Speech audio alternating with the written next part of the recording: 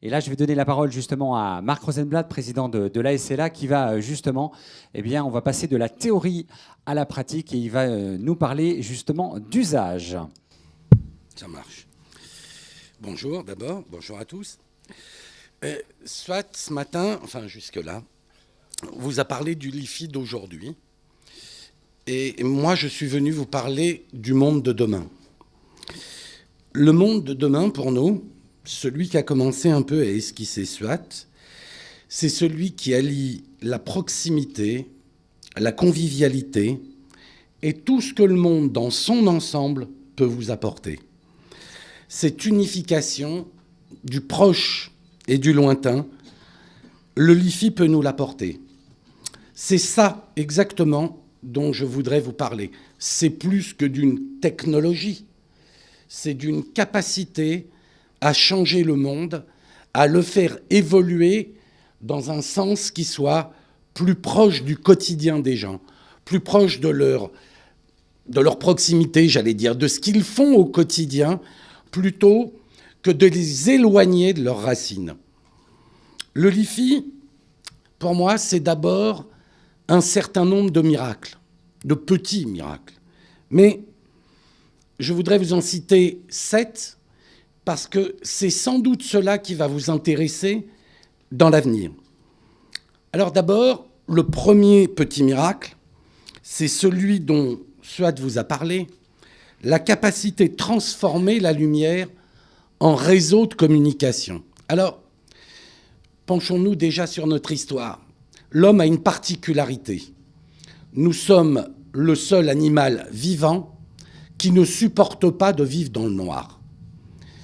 Tous les autres animaux, tous les autres êtres vivants sur la planète vivent alternativement dans le jour et la nuit, la lumière et le noir. Nous, on ne supporte pas ça. Peu importe les raisons, on ne va pas en discuter, on ne va pas faire de la psychologie maintenant, mais en tout cas, on le voit déjà chez les enfants. Hein. Moi, j'en ai 4, donc je vois ce que c'est en termes de lumière.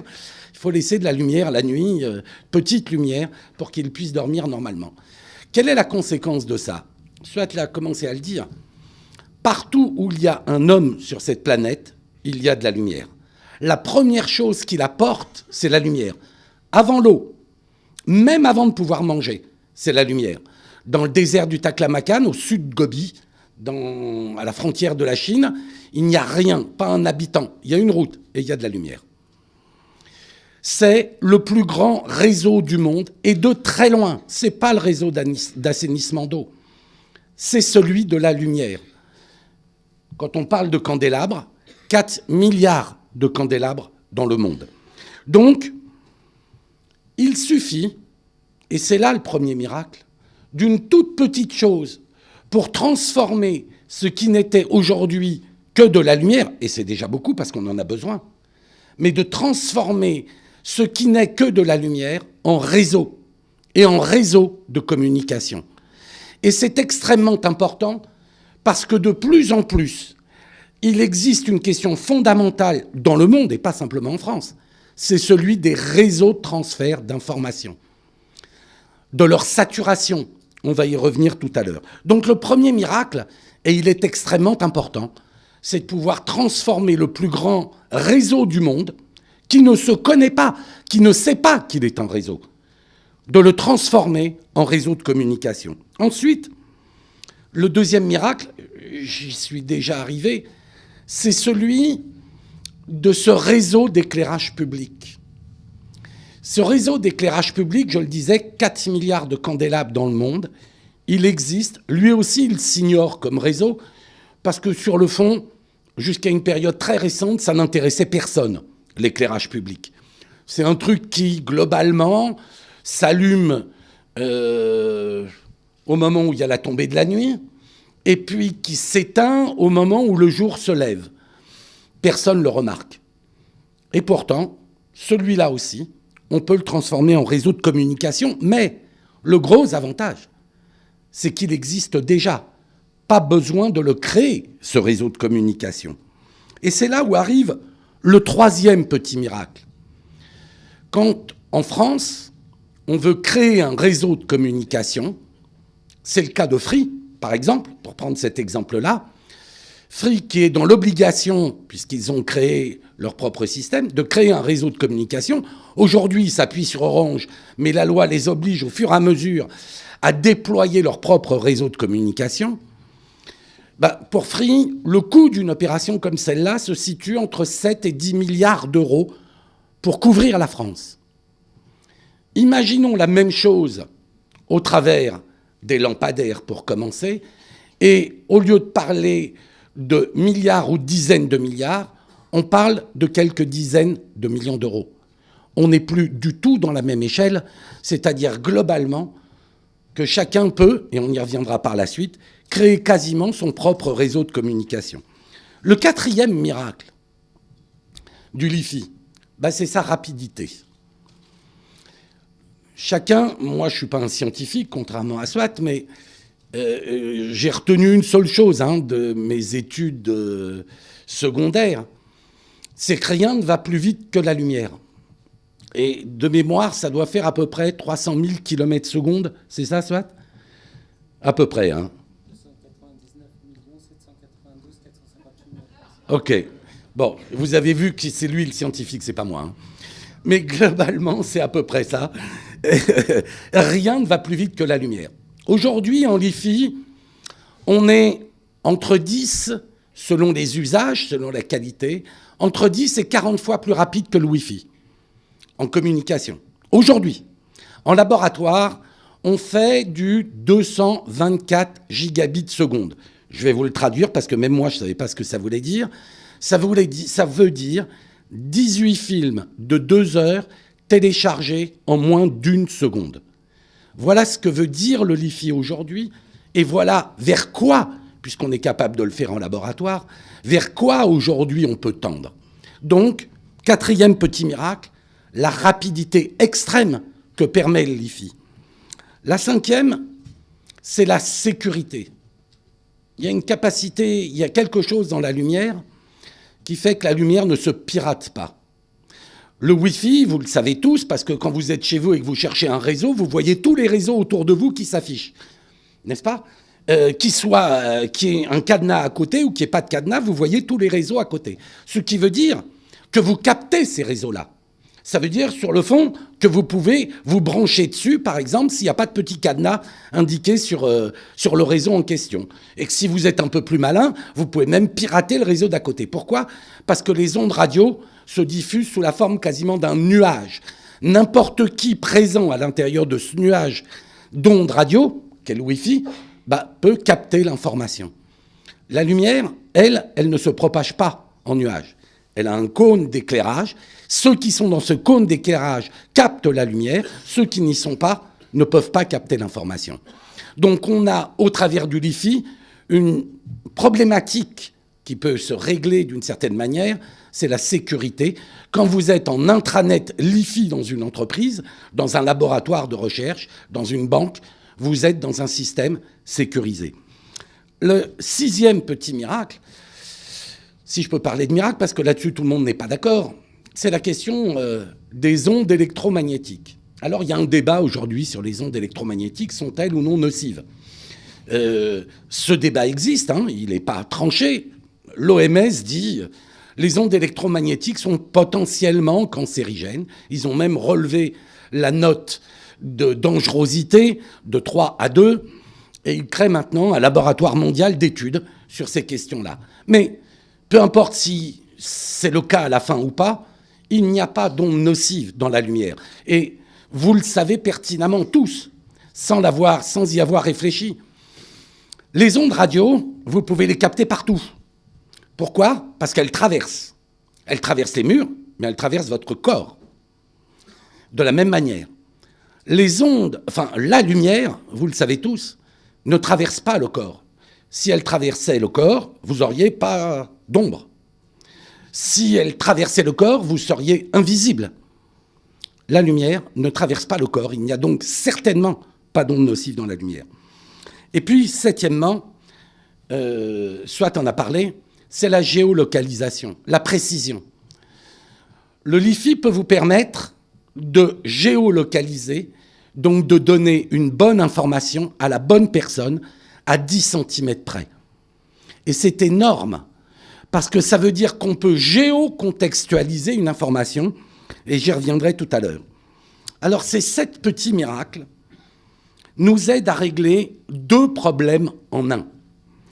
2 problèmes qui sont la saturation des réseaux et la proximité. Saturation des réseaux d'abord.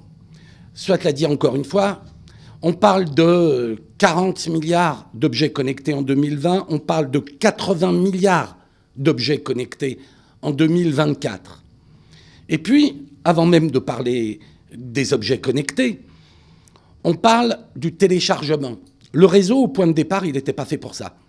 Il est fait pour la voix, il est fait pour de l'écrit, des mails, des textes.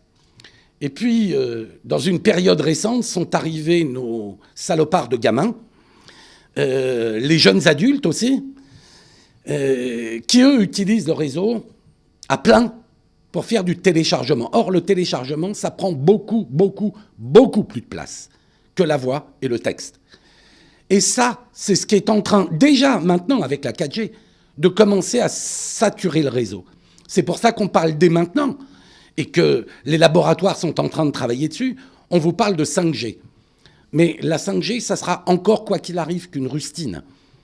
Quoi qu'il arrive, le nombre d'informations circulant sur le net explose d'année en année, mais surtout, la taille de ce qui circule sur le net, sur tous les réseaux existants, je dirais, elle explose encore plus à cause de ce qu'on appelle les téléchargements.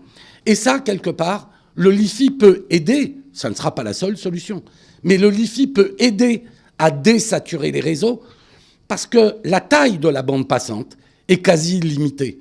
Sa rapidité de circulation de l'information, dont j'ai parlé tout à l'heure, elle est quasi illimitée. Et puis, et c'est surtout cette partie-là, moi, qui m'intéresse, le deuxième facteur que ça peut aider à régler, c'est la question de la proximité. Aujourd'hui, vous voyez bien que dans le monde entier se passe la même chose. C'est pas simplement français. Dans le monde entier, il y a une peur de la mondialisation parce que les gens ont l'impression qu'on leur coupe les racines, qu'on leur coupe les liens de proximité et qu'ils se retrouvent isolés, seuls, comme des individus, détachés les uns des autres, isolés dans un monde qu'ils comprennent difficilement pour certains d'entre eux ou qu'ils aiment beaucoup pour d'autres d'entre eux. Le LiFi, on le montre au travers de ça, de ce lampadaire. Ce n'est pas juste un gadget. On le montre. C'est un retour, une création presque, de la proximité. Et c'est là où interviennent les villes. Et c'est pour ça qu'on a appelé cette première réunion le LiFi dans la ville. Le LiFi doit permettre, pour la première fois dans l'histoire, en tout cas en France, à des villes d'être propriétaires de leur propre réseau de communication. Ce dont on parle depuis ce matin, c'est des réseaux en général de communication. Et là, je vais vous parler d'un réseau de communication, celui que les villes peuvent créer dès demain matin pour des coûts qui sont extrêmement faibles et qui leur permettent de communiquer avec l'ensemble de leurs habitants comme avec chacun de leurs habitants. Et c'est là où je vous parle du monde de demain. Vous voyez ce lampadaire, on a commencé à le transformer dans une ville qui est la ville de Palaiseau, sur le plateau de Saclay, dans un quartier qui est le quartier Camille Claudel. On a transformé 77 lampadaires en lampadaires LiFi. Je vais répondre tout de suite à une question. Et comment ça marche dans la journée ? Dans la journée, vous avez votre application. Et dans votre application, vous appuyez sur le bouton « Allumer la lumière ». Simple. Vous allumez la lumière, le lampadaire vous envoie l'information et le lampadaire, il s'éteint tout seul. Il faut d'abord rappeler que le LED, parce qu'on va tout de suite me parler d'économie d'énergie, le LED, indépendamment du LiFi, c'est d'abord 2 choses. Et c'est pour ça que le LED envahit la planète et que dans les 3 ans, peut-être 5 ans ou pire, vous n'aurez plus que des LED partout dans le monde, pour 2 raisons. La première, c'est que le LED, ça consomme entre 50 et 70% d'énergie en moins. La deuxième raison, et je vais vous le montrer tout à l'heure, ou à la fin, on va vous-même vous en donner un exemplaire avec lequel vous pourrez repartir. Un LED, plus exactement une ampoule normale, celle que vous connaissez, qu'elle soit filaire ou qu'elle soit lampe à gaz dans l'éclairage public, ça dure, allez, pour les moins bonnes d'entre elles, 5000 heures, pour les moyennes d'entre elles ou les meilleures, 8000 heures. Une ampoule LED, ça dure 50 000 heures. Entre l'économie d'énergie que le LED représente et la durabilité de l'ampoule, vous avez un phénomène qui, quoi qu'il arrive, est en train d'envahir la planète. Nous n'aurons plus que des LED. Quitte à avoir des LED, autant avoir des LED LiFi, parce que le coût de l'opération LED LiFi est quasi epsilonesque.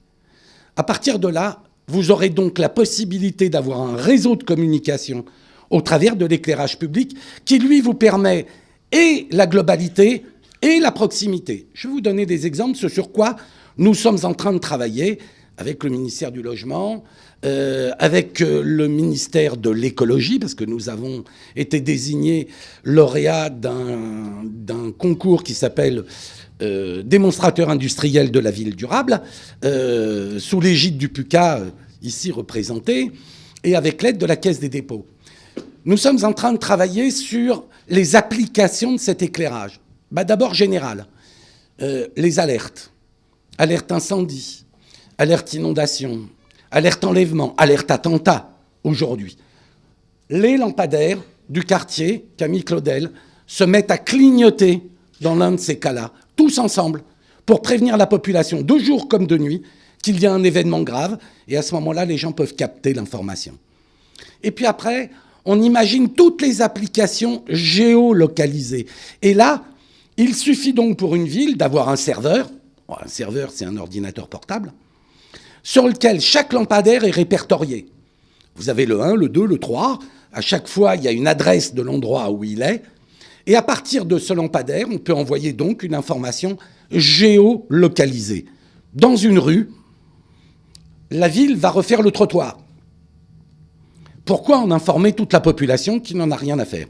Par contre, les gens de cette rue-là, eux, ils veulent l'information. On va casser les trottoirs dans leur rue, les landaux, ils pourront plus passer. C'est une gêne pour les habitants, pour les personnes âgées, autant qu'ils soient prévenus à l'avance. Eh bien, les lampadaires de cette rue vont donner l'information aux habitants de cette rue, et pas aux autres. Mais on peut imaginer une utilisation, y compris commerciale, de ces lampadaires. Vous voyez bien, par exemple, qu'un cinéma, sa façade est réduite. Donc, il donne uniquement, vous avez les affiches des films de la semaine, ce qui est logique. Mais moi, avec mes 4 gosses, il y en a toujours un qui me dit, est-ce que dans le cinéma qui est à côté de chez nous, le MK2 Nation, est-ce qu'ils vont jouer X-Men 12 Je ne le sais pas. Par contre, le cinéma peut louer le lampadaire qui est devant lui et donner l'information. Et donner des informations géocontextualisées, parce que ça ne pose strictement aucun problème pour le faire. Mais le musée, le lampadaire qui est devant, pourra donner sa programmation, non seulement actuelle, mais la programmation des mois qui viennent, etc. Un magasin peut donner la date de ses soldes, etc., etc. Donc on peut très bien imaginer non seulement un réseau de communication de la ville, mais un réseau de communication de la ville qui soit extrêmement rentable en lui-même. Rentable, non pas uniquement en termes financiers, mais en termes d'usage pour les habitants, en recréant de la proximité. Ça, c'est aujourd'hui. Mais je vous ai dit, je vais vous parler du monde de demain. Et le monde de demain, c'est celui où ce que vous voyez là, sur lequel Swat vous a fait une démonstration pour vous montrer qu'on pouvait avoir Internet autant qu'on voulait, toutes les informations autant qu'on voulait. Le monde de demain, c'est celui où vous aurez ça. On va vous en donner une. Alors celle-là, elle n'est pas encore LiFi. C'est la faute à Swat, hein, parce qu'il ne va pas assez vite. Mais celle-là, le monde de demain, c'est ça. Cette petite ampoule, c'est celle que vous avez chez vous. Alors celle-là, on va vous la donner à la sortie. Il y a un liquide dedans qui vise à refroidir la lampe. Mais ça ne pose aucun problème. Mais cette lampe, vous voyez, déjà, elle a cet avantage. Vous pouvez l'acheter, marcher dessus, elle est incassable. mais cette lampe, elle dure 50 000 heures. C'est celle que, allez, fin 2017, s'il va vite, début 2018, celle que vous pourrez avoir chez vous. Parce que le routeur qui aujourd'hui est nécessaire pour faire du Li-Fi, ben, il a une certaine taille aujourd'hui, on ne peut pas le mettre chez vous. Parce que vous n'avez pas un faux plafond. Moi, je l'ai dans mes bureaux, le Li-Fi. Il y en a dans des musées, il y a un petit film, on va vous le passer tout à l'heure, qui montre déjà les usages actuels du Li-Fi. On peut le faire à l'hôpital, etc., etc. Orange a installé dans un de ses bâtiments. Vous verrez toute une série de choses tout à l'heure. Mais on peut le faire dans l'éclairage public parce qu'il y a une carte, on la colle soit dans la tête du mât, soit dans le pied du mât, mais pas encore chez vous. Mais demain, fin 2017, courant 2018, on aura une puce qui sera l'équivalent de la puce de votre carte bleue. Et cette puce, à ce moment-là, elle se mettra dans la douille de cette ampoule. Et à ce moment-là, les 14 milliards de points lumineux dont parlait Swat tout à l'heure, ces 14 milliards de points lumineux seront devenus un réseau de communication mondiale. Vous pourrez avoir le Li-Fi sur votre lampe de chevet. Et quand je vous disais tout à l'heure qu'en laboratoire, on télécharge 18 films de 2 heures en moins d'une seconde, ben ça, dans les années qui viennent, vous pourrez un jour le faire de chez vous. Mais ce réseau global, il sera en vérité un réseau global intercommuté entre les villes. Parce que ce que nous voulons créer, justement, c'est ce réseau de proximité qui nous manque tellement. Ce lien direct entre la ville et ses habitants, entre les services et ses habitants. Ce dont on parle là, c'est de la possibilité de créer un réseau intranet Li-Fi. Une connexion Internet, c'est très bien.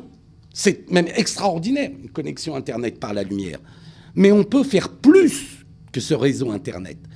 On peut faire un réseau intranet ville qui, demain, apportera le service de la ville jusque chez moi, dans ma cuisine, dans mon lit.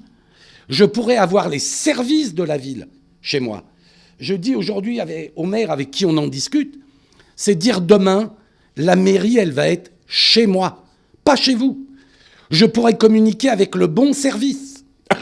Le service pourra me répondre en direct. La ville pourra inventer des services eux-mêmes à m'apporter à domicile. Je donne souvent un exemple. Nous, dans la famille, on a arrêté quasiment de regarder la télévision. Pourquoi ? À cause des tablettes. On a la même chose sur les tablettes. Et rien n'est plus confortable que le lit. Donc on se met au lit et on regarde des séries, par exemple, le soir, avec ma femme. Mais les gosses font la même chose. Hein. Les gosses font la même chose. On a 2 télés chez nous. Il n'y en a quasiment aucune qui marche, sauf à l'heure du journal télévisé, quand j'arrive à empêcher les gamins de faire du bruit. Mais en dehors de ça, on regarde ça sur nos tablettes. Mais moi, je serais heureux qu'une ville m'apporte la VOD directement par la lumière, avec un catalogue de films ou de séries. Parce que s'il y a un prestataire de service que j'apprécie, c'est quasiment le dernier en France à qui on fait confiance, c'est la ville. C'est la ville. Si la ville m'apportait un catalogue de services, de prestations à la maison, alors mon principal fournisseur de services, ça serait la ville. Et là, vous voyez bien qu'on parle d'autre chose, c'est qu'on parle demain d'une ville avec services intégrés. Je le dis au maire, c'est un avantage et c'est un inconvénient. C'est un avantage parce que le maire, il pourra parler directement avec moi, le maire et ses services. Ce que je disais tout à l'heure à propos du trottoir, le lampadaire de la rue va me parler de ce qui se passe dans ma rue. Mais demain, avec ça, dans mon appartement, le maire ou ses services pourront faire exactement la même chose dans mon appartement. On pourra donc dire des choses spécifiques, quartier par quartier, appartement, enfin, immeuble par immeuble. Le tout, et je tiens à le dire parce que sinon il y a la peur de l'espionnage permanent, le tout dans l'anonymat. Parce que c'est la lampe qui est référencée, pas vous. On n'a pas besoin de votre adresse IP, on n'a pas besoin de votre numéro de téléphone. La lampe, elle est répertoriée sur un serveur. Le serveur sait à quelle adresse est la lampe. quand je veux parler avec les gens d'un immeuble, je dis simplement au serveur, vous allez envoyer telle information à tel immeuble, 53 rue Léon Gros. Et l'information, elle arrivera à toutes les lampes du 53, à qui on dira, il faut arrêter de sortir vos ordures ménagères le matin parce que ça gêne tout le monde. Il y a une heure spécifique pour ça. Les crottes de chien. Là, je parle de petites choses, mais dont on sait qu'ils reviennent en permanence auprès des maires. Ça, vous pourrez le traiter. Les services pourront le traiter en direct. Les maires pourront parler en direct avec leurs habitants. Dites-vous bien que ça, c'est une véritable révolution pour la ville. C'est la ville avec services intégrés, celle que vous aurez demain. Et j'en terminerai là-dessus. Nous allons créer à cet effet un groupe de travail. Ville d'aujourd'hui, ville l'IFI, afin de créer un standard pour les villes. Parce que la vraie question pour les villes aujourd'hui, maintenant, c'est de se dire, oui, mais est-ce que tout ça est standardisé? Alors, soit tu as oublié de le dire, mais il y a déjà un standard mondial du LIFI, ce qu'on appelle un standard I3E, qui est la structure mondiale qui codifie, qui standardise les systèmes de réseau de communication. Donc ça existe déjà. Mais nous, on veut créer un standard ville. Un standard où les maires pourront se dire « ça a été testé, ça, c'est fiable, ça, je peux l'utiliser ». Et donc, on va réunir ce groupe de travail avec les grandes entreprises, celles qui sont intéressées au réseau de communication, à l'électricité. Je vise nos camarades d'EDF qui sont là, avec qui on travaille beaucoup, avec Orange, mais d'autres aussi, qu'on va réunir avec les représentants des villes, les représentants des régions, pour savoir exactement ce sur quoi nous voulons travailler et ce que nous voulons standardiser, de telle sorte qu'à l'avenir, les villes puissent se dire « j'ai le matériel, j'ai une globalité, j'ai un système, pas des briques à mettre ». Parce que personne n'aime, en dehors des enfants, faire des Legos. S'amuser à acheter une brique ici, une brique là, une autre brique ailleurs. Mais ce qu'on veut, c'est un système global qui fonctionne et qu'on n'a plus qu'à poser. Ça, nous allons créer la mission, le groupe de travail qui va s'en occuper de telle sorte que ce dont je viens de parler, la ville d'aujourd'hui, la ville l'IFI, eh bien, elle voit le jour et que chacun d'entre vous demain puisse l'utiliser. Merci.